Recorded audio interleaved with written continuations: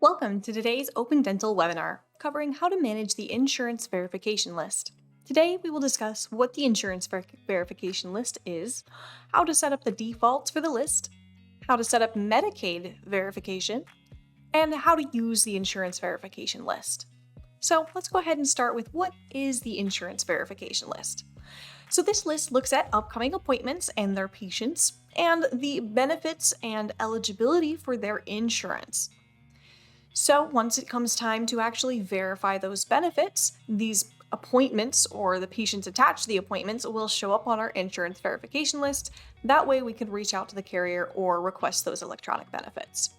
So this is found up here under the appointment list. So you have to be in the appointments module, and then you'll click lists and then in verify here. So before we jump into how to use the list, let's just talk about how to set it up. So to get there, we're going to go to Setup, Appointments, and Insurance Verification. Now, you're going to see a couple of things in here. We're going to see our show in standard list when and our show in Medicaid list when.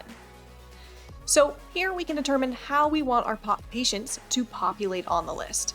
By default, is going to look at 7 days ahead of time for patients who have not had their benefits verified in 90 days or their eligibility verified in 30 days. We can also determine how far in the past we want to look for any verifications that were missed. By default, it's just going to look at yesterday. And if Medicaid is verified at a different interval than standard insurance, we'll go over that in a moment. There are a couple of checkboxes in this window as well that you'll see. So, insurance verification list defaults to the current user. This will make it so that when the user signed in, so the person up here at the top left signs in and opens this list, they're only going to see verifications assigned to them. Exclude patients with insurance plans marked as do not verify. This will ensure that any plans marked this way will not populate on our list because we don't have the need to verify those. We've got the always re-verify service year insurance benefits and always re-verify service year eligibility. When a patient's plan benefit renewal date is after the last verified date, it will always populate them on the list with this checked so that we can re-verify those once their service year resets. And then we've got exclude patient clones. If your office is using clones, these clones will not populate on the list with this checked, since really it's a clone and we only need to verify that once.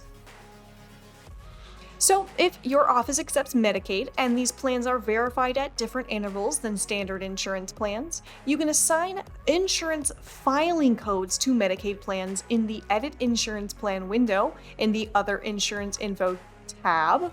So I will go ahead and show you. If you're in the insurance plan for the patient, you will double click on it here, go over to the Other Insurance Info. If this was a Medicaid plan, then we can choose the filing code type of Medicaid.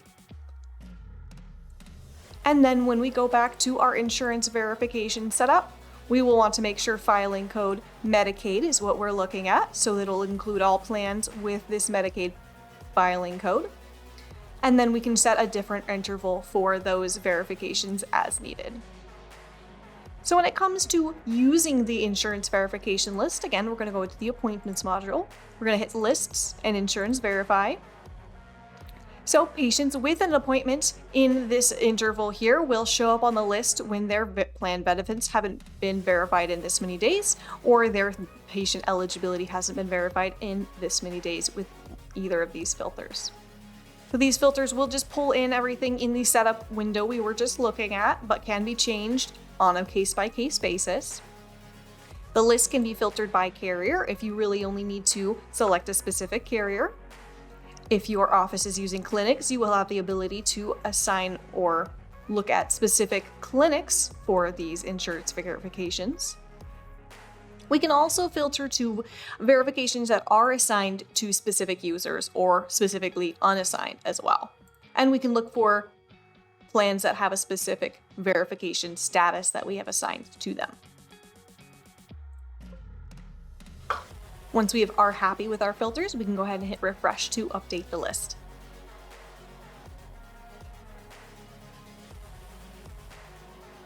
So when we're taking a look at this page here, we can see the type is what needs to get verified. So we've got patient is just patient eligibility needs to be verified. If we had one that said just insurance, just the insurance needs to be verified. And then we've got patient and insurance, which is telling us that both the eligibility and the plan benefits need to be verified. You will also see the patient name, the appointment date and time, the carrier here, when the benefits were last verified, or if they were never verified, you will see this kind of funky date here of 01/01/0001. You will see any status that has been assigned to that verification, when that last status had been assigned, and if there was a particular user that was assigned this verification. And when it comes to this last verified date, this is going to be the type of verification that was listed. So here we've got patient eligibility. This was the last time our patient eligibility was listed. If they had both been verified like this one, it's going to show us the oldest verification here of the two types. We can also use this list to sort by carrier or patient. We can just basically click on these headers to sort it as needed. It can be really handy to look at carriers specifically. That way we can find everybody from Cigna who we need to call all at once, everybody from Delta who we need to call about all at once, and so on and so forth. You can also use this window to right-click and select some different options here, like going to the patient, going to the patient's plan, directly assigning this verification to a specific user, setting a verification status, or marking the eligibility, benefits, or both as verified. And then in this list, we also have our past due tab. So this will show, like in our setup, right now we only have it looking at yesterday, but we can set this to look as far back as we want for any verifications that may have been missed, like these two. And then when it comes to actually assigning our verifications, we're going to go ahead and go either to our Assign Standard Verification or Assign Medicaid Verification tab. And we can use this to filter as we need, and then we can highlight here, assign it to a specific user, and we can add any notes that we need and hit Assign. And then you will see them drop off the Assign list because they have now been assigned.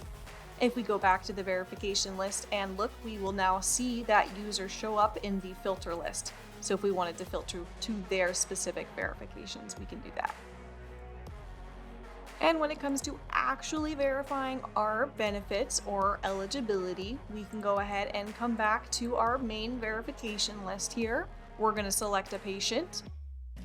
You're going to see our plan information and our subscriber information.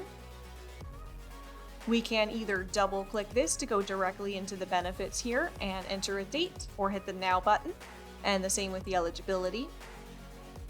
Or we can right click and hit the Verify eligibility, benefits, or both. In the patient plan here, if you are using electronic benefits services for one of your clearinghouses, you can use this button to request electronic benefits and import those as needed, or just verify those. You can also use these buttons at the bottom here to mark those benefits or eligibility as verified. If benefits or eligibility could not be verified, we want to make sure to update the status here, so we can right click this and hit Set Verify Status to. We can use one of these status types or create more as needed, found in Setup and Definitions. And we can grab one of these, and let's say we left a voicemail. We can add that little note in here and set that status. And now we can see attempted, and in the notes, if we highlight it, we'll see that we left a voicemail. Thank you for joining us for today's webinar. If you have additional questions, please call our support line at 503-363-5432 or access our complete online manual at opendental.com. And to make sure you're staying up to date on our latest training videos, make sure you subscribe to our channel and turn on notifications.